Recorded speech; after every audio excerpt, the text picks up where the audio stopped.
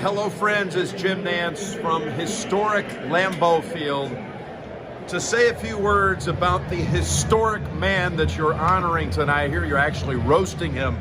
I cannot roast Mr. Brown. I can only toast Sonny Brown on this special occasion that happens to coincide with the great man's birthday on top of it. So all I can say is I know what you have meant to Rotarians, not only in El Paso, but for that matter, around the world. I'm in love with this family. My former neighbors long ago in New Orleans, we've always remained close. Haven't had enough time together, but I love you, Sonny, and all the family. Aiden's my brother. I wish you all the very best on this special night. And please take it easy on him. Don't beat him up too much if it's really a roast. Toast him. He deserves it. God bless you, Sonny. You're the best. Many of you know Sonny Brown as the wonderful community leader, businessman, and friend that he is. But I, along with 9 other lucky souls, get to call him grandfather. Sonny has a way of making anybody he is with feel like they're the most important person in the room, and that certainly extends to his grandchildren. All of us had very busy schedules growing up, and Nana and Sonny were at every single soccer game, volleyball match, tennis tournament, swim meet, and orchestra performance. At the end of every performance, we would always run up to Sonny and get a big hug, and he would say, "I'm so proud of you." Sonny's full of wise and endearing phrases and little terms that we all know him for, and I want to share some of those with you. When you ask Sonny how he's doing, he typically has 2 responses. How are you? Any better and I couldn't stand it. Or, how you doing? Better now that you're here. Some of his other funny ones are, Sonny, what time is it? 1/2 kissing time, want to buy a watch? With that hair, you're gonna need a dog tag. Or, one of my favorites, are you going to the movies? 'Cause you're picking your seat. In regards to golf, he likes to say he plays military golf. Left, right, left, right. Some of my personal favorites that he says are, love ya, or where's my hug? And we can't forget his signature phrase, what's the most important thing? To have fun. Sonny, from all of your grandchildren, we love you and we are so proud of you.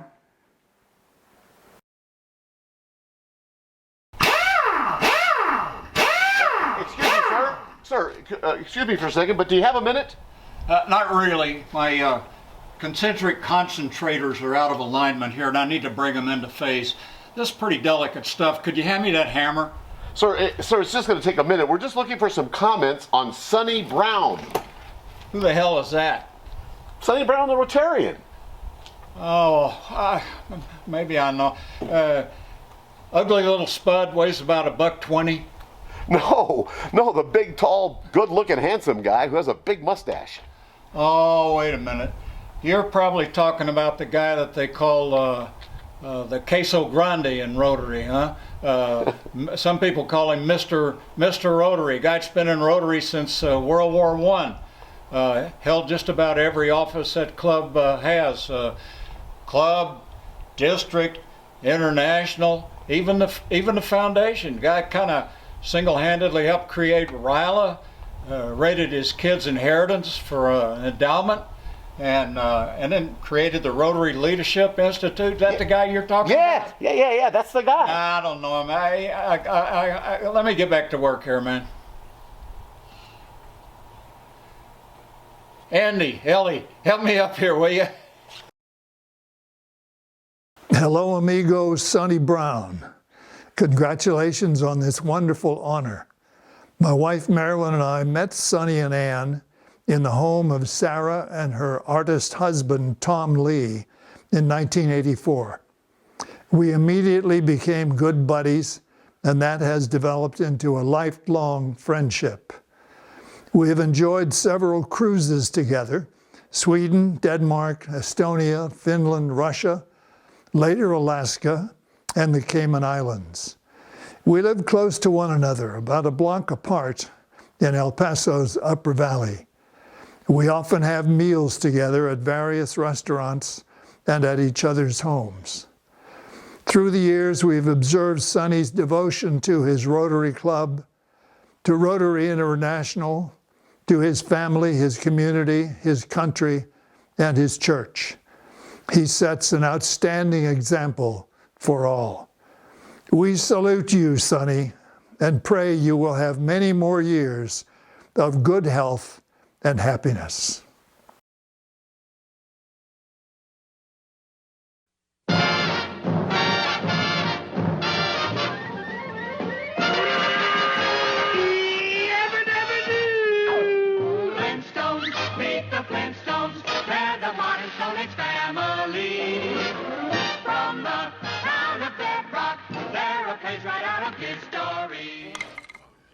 Let's begin.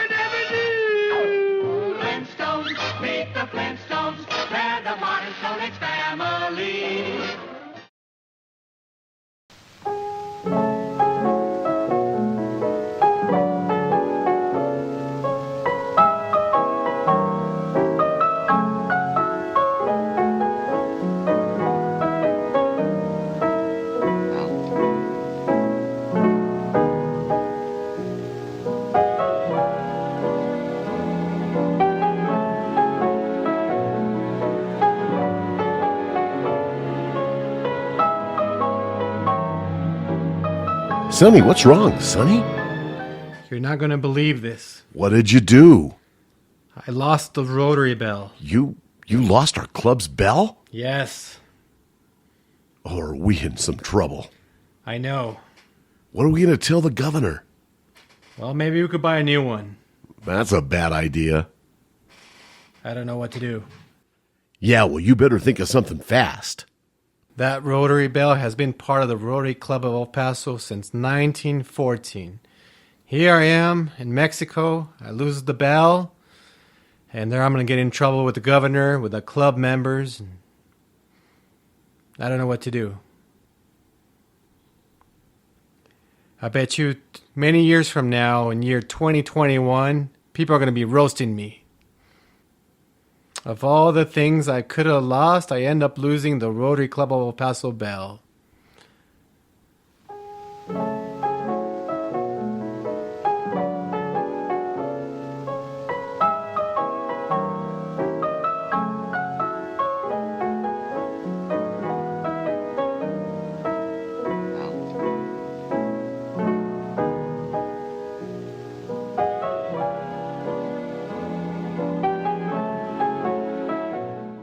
In all of history in wisdom. He's number 2 again. Number 2. Methuselah beat him at 969 years. So, Sonny, there's one thing I wanted to do, just in case John Coleman comes back. Sonny and I have the same hearing aids. And so we use the same app, so I can actually, we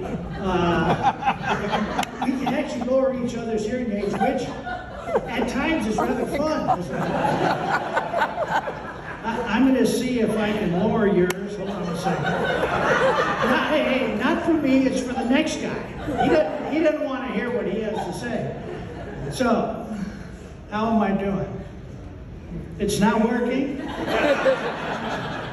You know, it's not working. It's this darn technology. I've been in the technology business, and to be honest with you, I'm not really smart.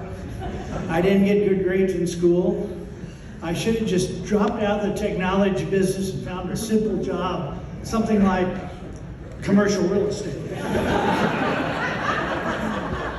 But no, I stayed with it. Because of Sonny and all of the stuff he's done in Rotary, my wife and I, Vicki, have traveled all over the world for Rotary. And Sonny was an inspiration to us. And everywhere we went, as you've heard before, people come up to you and say, hey, where are you from? I said, I'm from El Paso, Texas. And the first thing they say is, oh, do you know Sonny Brown? How's Sonny and Ann doing? What are they doing now? And this has happened hundreds of times, different countries around the world, and I finally came up with a great answer. So when they say, hey, do you know Sonny Brown? I just say, no.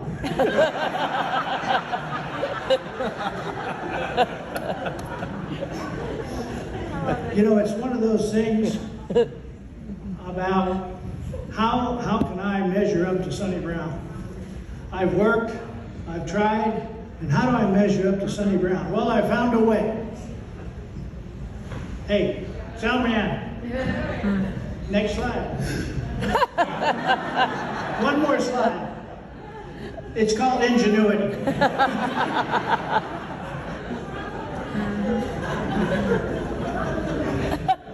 You know, Sonny and Ann are extremely great hosts. I don't know if you've ever been invited to the house, but if you've been invited to the house, you know this. You walk up the driveway, you go to the front door, you push the doorbell, and I don't care if it's Sonny answering the phone, the door, or Ann answering the door, they open the door and they say, red or white?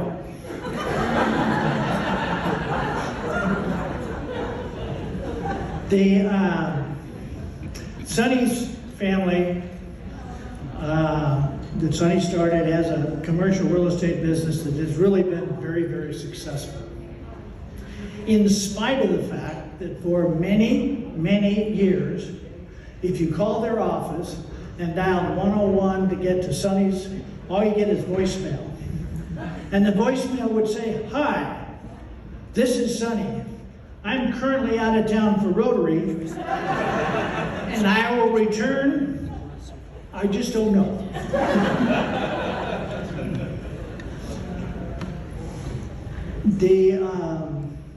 Sonny's granddaughter talked about Sonny being at all of their events.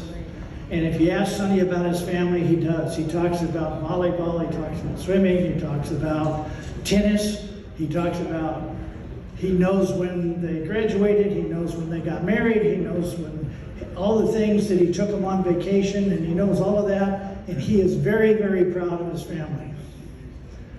And Julie, Aiden, Will, I can honestly say that briefly he talked about you once.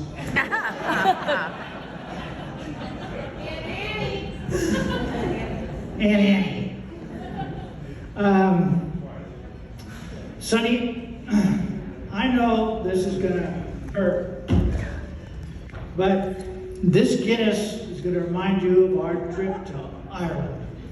We had a great trip, and I know you don't remember hardly any of it. My liver remembers most of it. But from all the things you've done and all the things you've meant to us, Sonny, cheers.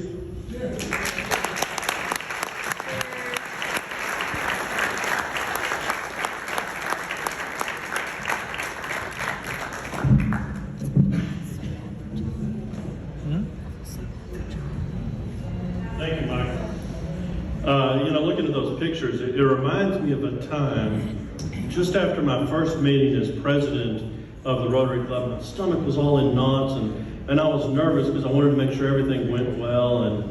And Sonny came up to me and he put his arm around me and looked over at, well, okay, let's be honest, it was more like this.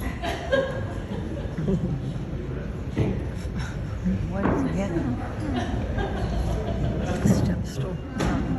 Sonny came over to me and he put his arm around me. more like this. So Bill, I'm really proud of you. You did a great meeting, but you've got to talk louder. You got to talk into the microphone. Sonny went on to give that same advice to just about every single speaker that we had in Rotary over the past 10 years. Talk into the microphone, be louder. Well, Sonny, I want you to know I've talked with just about every speaker that we've had for the past 10 years, and they've all said the same thing. They all talked just fine. It's you. Sonny, turn up your hearing aids. Bill's an actual Ladies and gentlemen, we had another speaker, but I think John's still outside trying to cool off a little, so we're going to go ahead and skip ahead. I want to tell you a quick little joke about when Sonny was born. He was born in delivery room number 2 at the local hospital, and the doctor went to go swat him on the butt, and Sonny turned around to the doctor and said, you know, although I can see how that swat may be the truth, I do not feel that it was fair to all concerned. And doctor, hitting babies definitely does not build goodwill and better friendships. Doctor, let's be honest, it was not beneficial for all concerned. You need to come to lunch with me on Thursdays so that you will be a better professional. It's either that or I will refuse to sell any property to you. Sonny's birth was quite a thing. And now somebody who knows exactly what it is like to be a part of Mr. Rotary's family, I'd like to introduce Will Brown.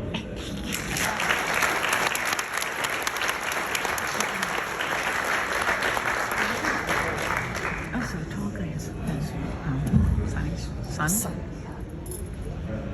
Makes sense, I was glad to know that I'm Will Brown. I'm glad to know that Dad picked the meal, because usually Dad sends back the meal.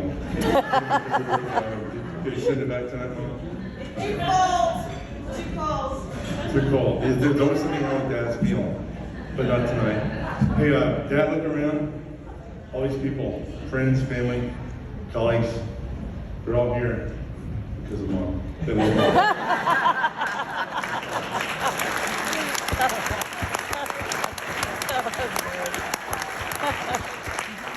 So when Alistair took my opening thing, I was going to do the finger thing, because our family's used to the finger thing. It's not like I'm number one. It's like, shut up, Sonny's in the room, and I'm going to talk now. So you all pay attention. So that's excellent. Hold on. Here we go. Yeah, Christmas, Thanksgiving, you name it. Sonny's got the finger in the air. It's not the other finger, so that's good. So you've heard a lot. These guys have saved me a lot of time, because I thought I had to educate the non-Rotarians about how this stuff works, but I don't have to do all that, so I'm going to be able to go a little faster. But I'm going to take more time than, well, Mike, because John, like, chickened out. I'm not worried about that. I'm going to take more time, because I've had 58 years of this clown over here. So I've got more to say. But, you know, Sonny raised us in a family, and back when they got married, family that was really all about, well, Sonny's case, tough love, sometimes corporal punishment, and then some niceness too. But then Rotary stuff came into the mix, Rotary ideals, and you've heard about it, four-way test, you know. And so, you know, Mom and Dad got married, and right out of the chute, we're talking Rotary. I mean, and Mom's thinking, what the hell have I married? And that's how it goes the rest of the way. 58 years and grade 61. So, but yeah, it's just how we roll in the Brown family. So I've got a few things to share with you, and I hope that some of the Rotarians here are not offended by my remarks. We've lived and breathed this crap for.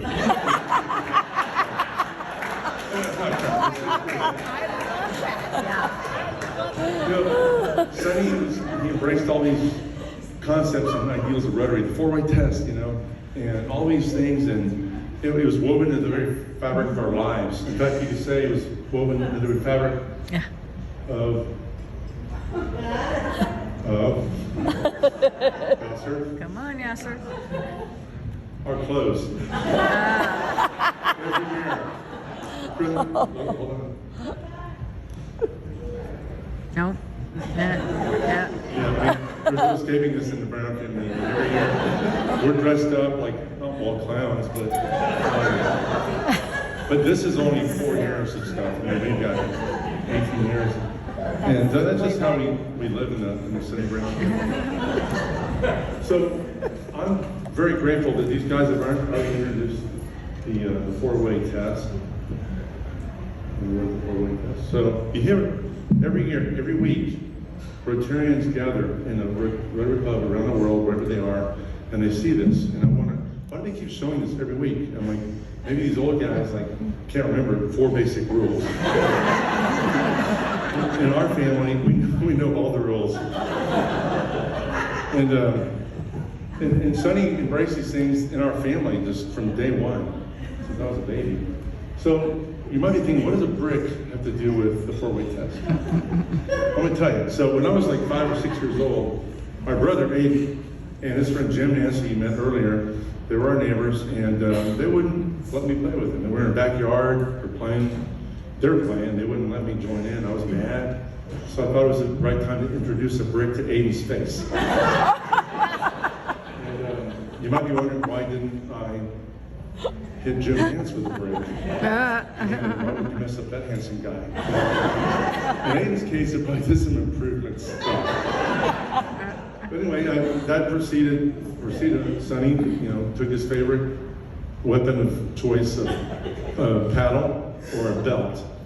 And I got that on my butt, and then a scolding, and then he sits me down, he goes, "Son, let me tell you about the four-way test." And I'm like, I can just whip my ass and then you can give me a test? So I'm thinking, all right, let's do this. And why? Is it the truth? Oh yeah, he hit me, or I hit him, and he deserved it. Is it fair to all concerned? Hell yeah, I mean, he deserved everything he got. I'm not all about getting hundreds on tests, so 50% was fine with me. So that's how that thing rolled. This is just how But I feel like, in our family, if you're in a Rotary Club, you go to a meeting once a week, every week of your life, okay? If you miss, you're busted, or you gotta make it up somewhere. So in our family, we'd be on trips, driving in our old VW bus, and we're all looking for the damn rotary wheel.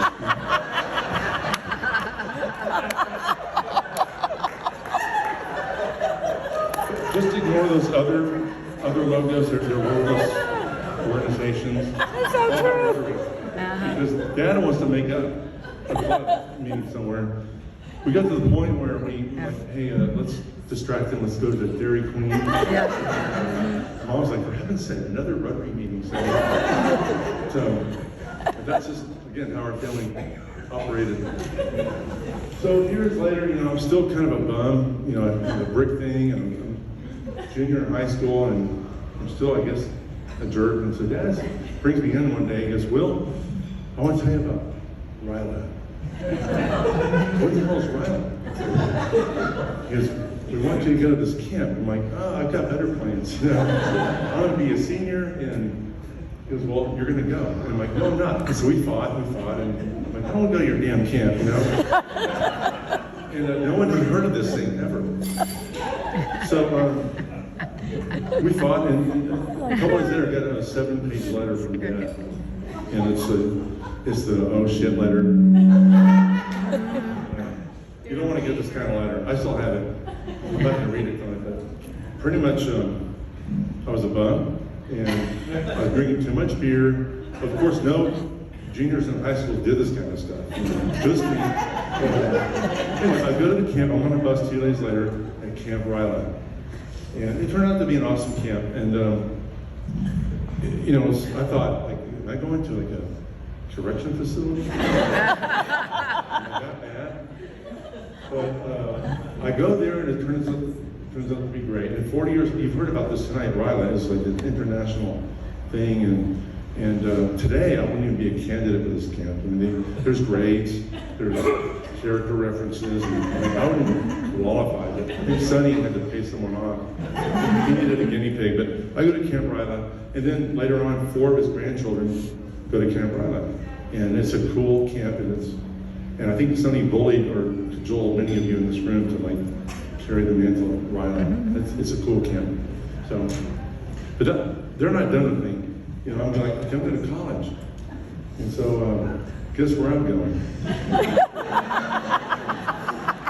Have you heard of this college? Thank God you haven't, because if you had, I would be graduating from U of R. And if it's not existing yet, Sonny's working on it. For his great-grandchildren. But I got through another school called Texas, and when I was done with Texas, my girlfriend Catherine says, hey, come on this great trip to Europe, 20 countries in 45 days, it's awesome. And I go to Sonny, hey Sonny, he goes, no. But Rotary has this great program. I'm like, shit, here we go again. So the only way I'm going to Europe is through Rotary Club. So I go to Austria, and I spend like a whole summer. Well, my girlfriend's on and off buses and bars and cool places with a bunch of college kids. I'm with some really cool families in towns like Steyr and Fearing. It's sort of like Favens and Van Horn. It was awesome. And I'm hanging out with families. Cool families and kids, and we go to Rotary meetings every week. They're in German. I get the 4-way test in German. So I learned to like wine. I like wine in Austria. White wine, and schnitzel and pretzels. So, Love it. It was a great experience.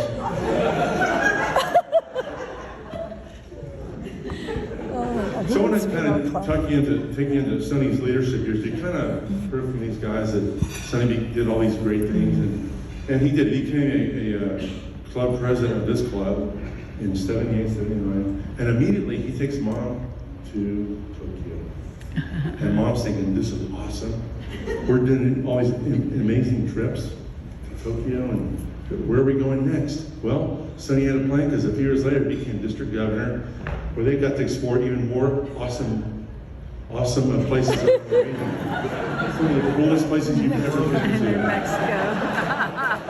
Hundreds or thousands of speeches. How many hours in the car, Mom, were you with me? But you know what? You know, Mom had her game at the State National Bank, and they went to less important places. You know, who cares? Dad got dragged along, but you know, Dad stepped it up. A few years later, became vice president and trustee and all this stuff. And so they went to some really cool places. Oh, so they went to what? I messed it up. Sorry, Ashley. Thank you, shut up, yeah. Okay, they went to over 20 places around the world, awesome places, where they spent weeks and weeks inside some of the most amazing conference centers in the planet. I mean, who wouldn't rather spend their time meeting thousands of people from around the world in these closed, dark rooms? But that's what they did. And they brought gifts. They brought gifts back. Thousands of these things.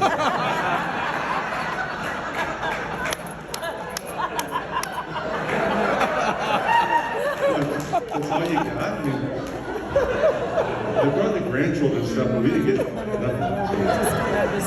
Hey, Mom, I was thinking, if you still have these, you make a mask.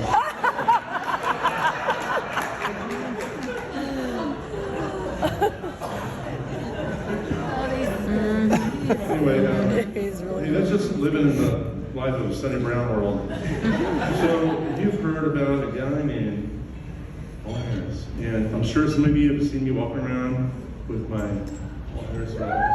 I've got 3 on. Mm-hmm. Paul Harris was a founder of Rotary in the 30s. I think he had lunch one day with a couple of guys, and like, hey, let's have a club, and let's meet every week for the rest of our lives. And let's have the 4-way test to make sure we're all doing the right things. And so they met, and so today, there's a foundation called the Paul Harris Fellow Foundation. I have 3 Paul Harris, well, 2. I borrowed my wife's just to have a Mark Spitz kind of stuff here. But Paul Harris Fellow is cool, and so in 1997, Sonny honored me with my first Paul Harris Fellow, and another one in 2002. I said, hey Dad, what does it take to become a Paul Harris Fellow? He goes, well, it's a $1,000 donation to the foundation. And I'm thinking, I got 2 little girls, I could use $1,000 right now. They're giving it away to someone else. So I thought, I got 2 of these. And I bought Apple stock with it $2,000. I have a bucket, I have 1.5 million. Well, it didn't show there, but $1.5 million. But I'd rather have these than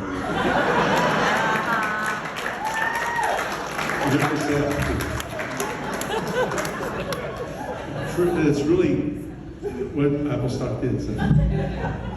So if you're wondering, like, how does Rotary and Dad's influence and all this stuff affect my family?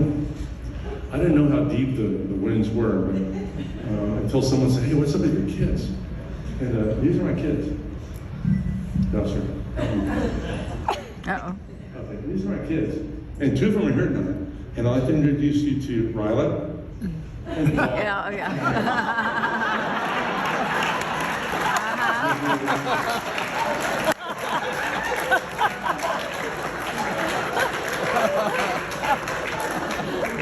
Paris couldn't make it. She's a dentist in Tacoma. Ryla and Paul are here. But it doesn't stop at my kids, it goes to all the grandkids. I think the word's indoctrination, you just kind of Those words. Anyway, you heard the term brand ambassador, have y'all heard that term? You maybe have. Well, Sonny invented it. And I went to his house a couple weeks ago with Mom and her housekeeper. I'm like, holy crap. Sonny, they started pulling all this stuff out of the closets and car. I mean, Sonny is the epitome of brand ambassador. No one can top this guy. No one. And I was like, what's missing? And they said, the housekeeper says, well, the underwear and the socks and pajamas are in the washing machine. They're not on here, but Sonny is like how do you top this guy? He wears the brand since they got married. So anyway, I'm kind of about wrapped up here, but I haven't really shared with you the harm and the pain of living in this world of Rotary has caused. So tonight, I'm proud to announce on behalf of my brother, my sisters, myself, we're going to announce 2 crowdfunding foundation campaigns to support families like ours. The Brown Family Rotary Relief and Recovery Fund.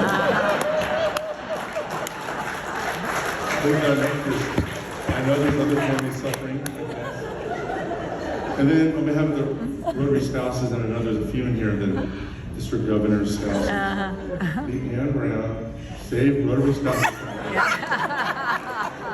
We need your money, we need it now, we need to help others. So on a lighter note, I want to thank Dad.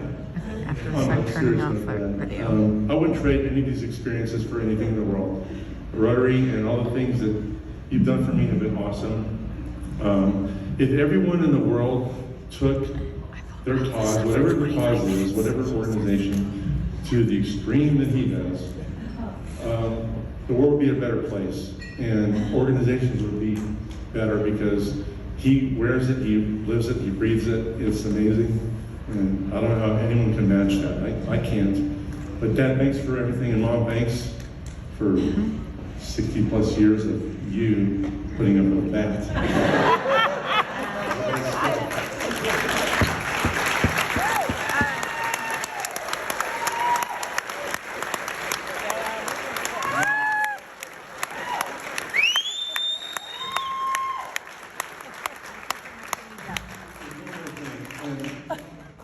I have something I want to share with you, and I'm not sure how I feel about this, but I'm actually very proud of this moment. And some of you might think, why do you show us this? But you're going to see something that happened in 2001 at the International Convention in San Antonio. Sonny was the convention chair, and along with Jim Berg, who's here tonight from San Antonio, they planned this amazing event. Over 20,000 people came, and this is what happened. Oh, yeah. Mariachis. Hello. We got it. Yeah, you know, like I said, I'm proud of my dad. You may wish you never saw this video.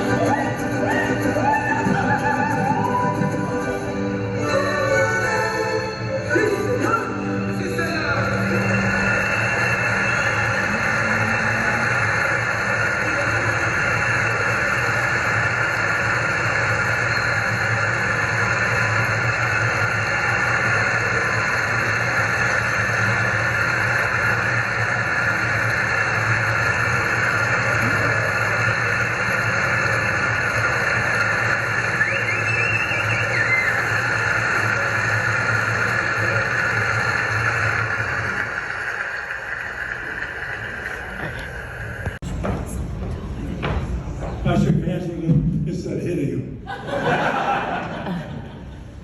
What an incredible evening tonight. As unaccustomed as I am to speaking to large crowds. These guys did an incredible job. Incredible because it's a shame it wasn't factual. Well, it's a little bit of an exaggeration. What I might say tonight is probably an exaggeration also.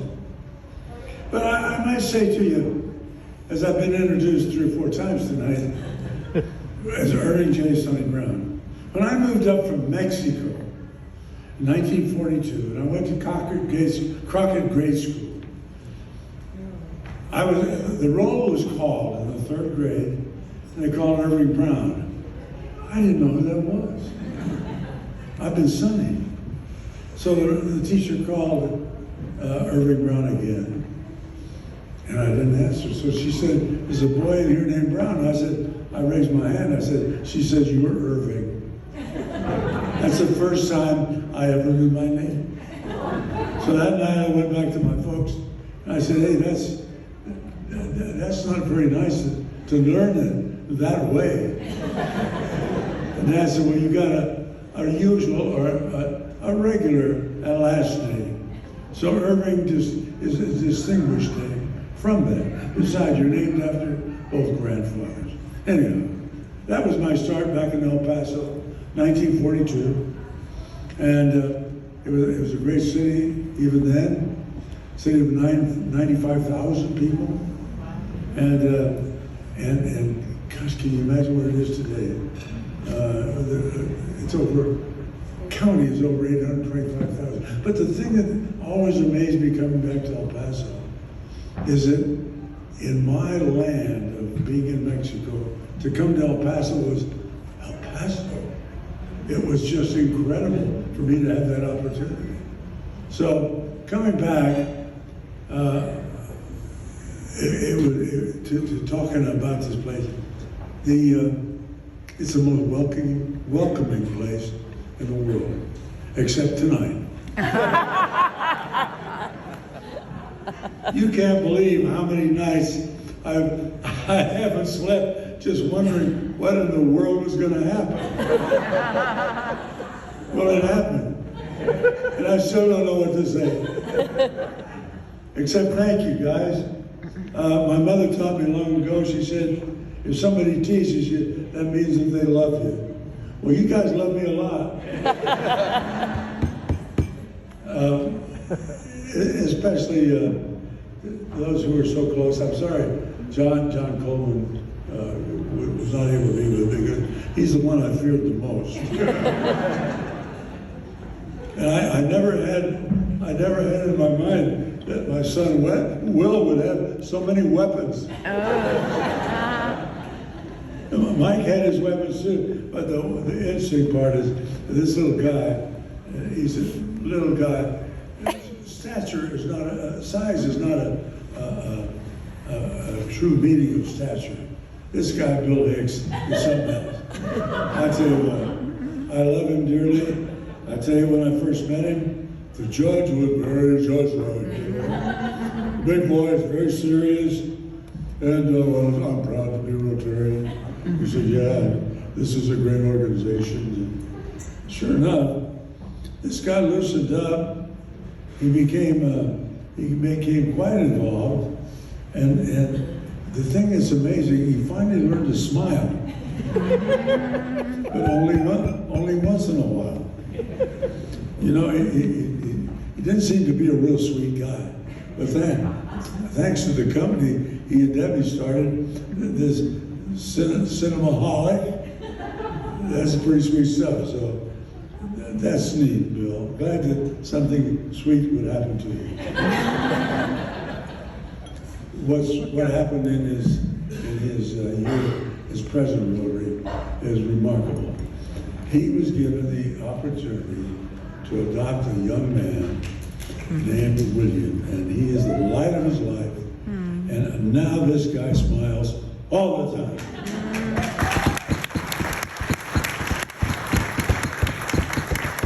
And I can see why. Well, let us now talk about a guy named Mike Atkins. I don't know what to say about him. That'll work. When I asked him about what he was going to do tonight, he said, well, I'm going to try and find some guys with something nice to say about you. And apparently he couldn't. But I've known Mike since the day he joined Rotary, or close to. His dad, Al Atkins, was an incredible man. And in spite of all the objections, he was able to get Mike accepted.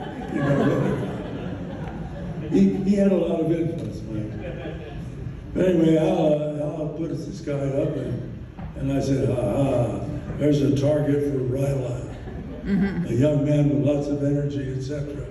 So I targeted him, and I convinced him that it might be something that he could do, something good, and something he was capable of doing. And so he said he would. Well, I put him to work immediately at Ryla as director of athletics. We figured we could do that. Well, he did an outstanding job at that. And then I promoted him beyond the Peter principle to his highest level of incompetency. But anyway, Mike went on, and thanks to his beautiful bride, Vicky, did remarkably well. He and his company have survived beautifully. They've prospered, and with their son Scott, have really done an incredible job with his company. And of course, Vicky came in and she kind of helped support him. In fact, she was the brains behind the film. Anyhow, Mike's okay. One of the challenges he has is a similar one that John Coleman and I have. He can't hear for diddle.